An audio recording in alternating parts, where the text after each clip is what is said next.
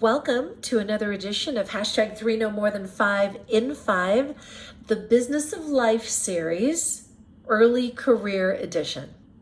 So in my early career, I learned a hard lesson about managing my money and having enough set aside for expenses as well as emergencies.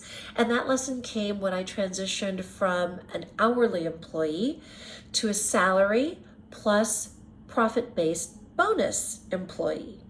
Like most hourly individuals, you work 2 weeks, you get paid 2 weeks later, so 2 weeks in arrear. January 1 to 15 hours paid at the end of the month of January, hours for the second half of January paid in the middle of February. Well, when I got promoted to assistant branch manager, let's say that was March 1st, the last set of my hourly wages, and let's say that's about $1,000, was paid to me on March 15th. Okay, typical.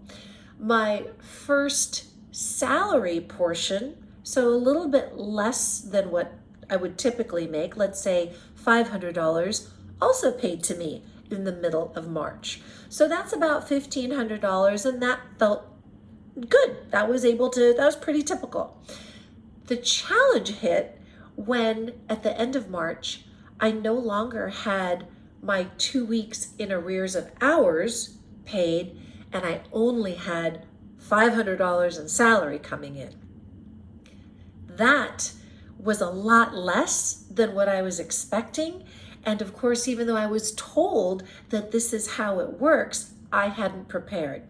I was definitely not prepared when my middle of April paycheck also only had $500 in it, because the profits for March hadn't been calculated yet, and that bonus wasn't going to be paid to me until the end of April. So the profits are 1 month in arrears. That 4 to 6 week window of having only $500 in my checking account was a hard reality, because I had to pay rent, I had to pay bills, I had to pay utilities. I had some hard lessons learned. Number one, I didn't have enough to keep myself from living paycheck to paycheck. Number two, I made the mistake of relying on my credit cards to help transition me in this window because I wasn't prepared. And number three, I knew that I didn't want to continue living this way, because without some stability in my finances, I knew I would just keep digging a hole for myself that was going to be really hard to get out of. So what did I do to start to fix this problem? I set up 3 direct deposit accounts. To my checking, 80% of my paycheck went there. That way I could pay my rent, I could pay utilities, I could pay for gas, I could pay for those monthly bills. I was still using my credit card in the meantime because, like I said, I had no cushion, no buffer. So savings account number 1 was set up with 10% of my pay.